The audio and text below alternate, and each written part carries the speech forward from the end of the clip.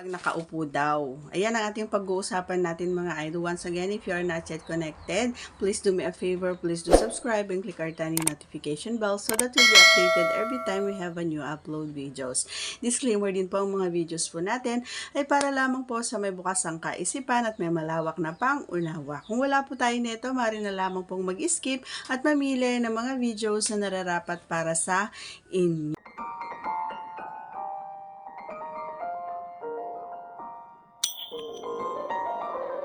Nyo. Alright, alam nyo mga idol kasi may kanya-kanya tayong gusto, di ba? Na ginagawa natin or ginagawa nila sa atin or ginagawa niya sa atin. Yung mga pagkakataong ito hindi dapat natin pinapalagpas at hindi dapat natin kinakalimutan kasi very very important yung mga movements or yung mga galaw. Dapat alam mo yung mga ayaw at gusto ng iyong kapareha. Hindi ibig sabihin kasi kapag nakikipag ano ka is yung gusto mo lang, hindi pwede yung ganon. Kasi for me, dapat parehas yung gusto. Para alam mo kung bakit, para magawa nyo yung mga alam ninyo or yung mga gustong-gusto nyo na mangyari. O, alam mo yon yung nasa isipan mo pa lang pero nagagawa mo na. Napaka ano yun sa pakiramdam, okay na okay, magaan sa pakiramdam, and parang yung closeness nyo o di kaya yung pagiging magkapareha nyo is talagang mutual, kumbaga, yun yung pinakamaganda roon. So, yung sinasabi na, sabi ni Idol, kung yung nakaupo daw, kung okay or okay or nagawa na ba na natin, yan yung kanyang katanungan. Abay, syempre, pero, kailangan ko ma-explain.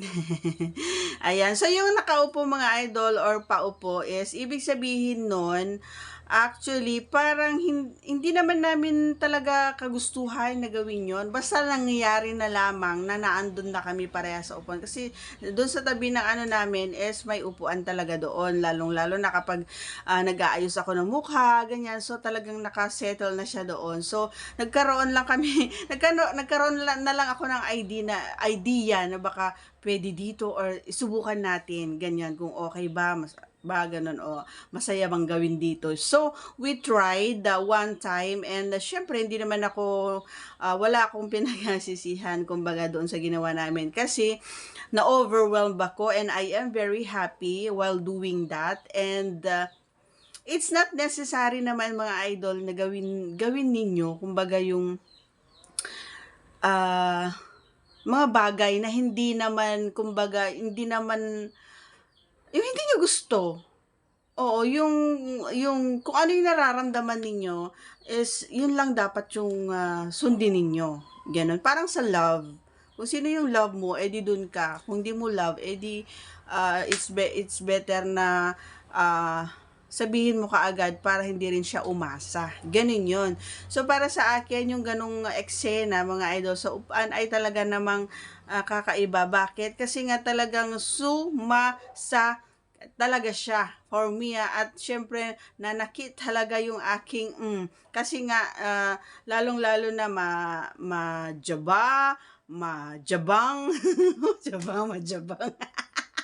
sabi nung nag-comment sa akin, ba't ko daw hindi masabi yung chinjiling-jili kasi nasasabi daw ng ibang vlogger. Sorry mga idol na kasi every time na ginagamit ko kasi yon is walang kita, kumbaga nagiging dilaw or nagiging pula, gano'n. So, iniiwasan ko na lang. Hopefully na maintindihan nyo yun, ano? O sige, back to sa main topic tayo.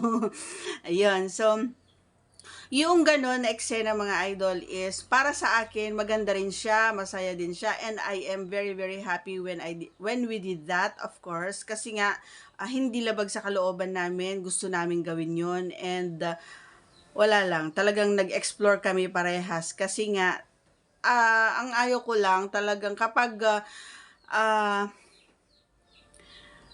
kapag nandun kasi sa point na yon is talagang magiging flexible ka dapat. Alam mo yung mga mga arithmetic na gano'n.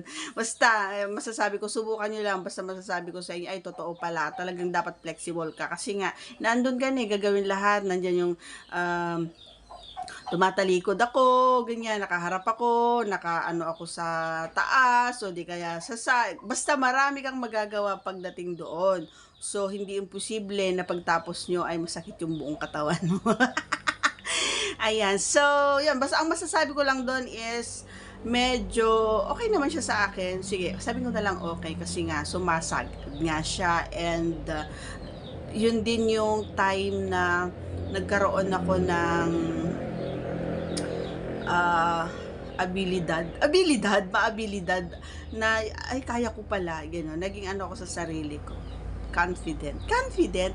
Okay, so that's all for today's video. Once again, if you are not yet connected, please do me a favor. Please do subscribe and click our tiny notification bell so that you'll be updated every time we have a new upload videos. Thanks for watching, everyone. See you again on our next vlog. Bye!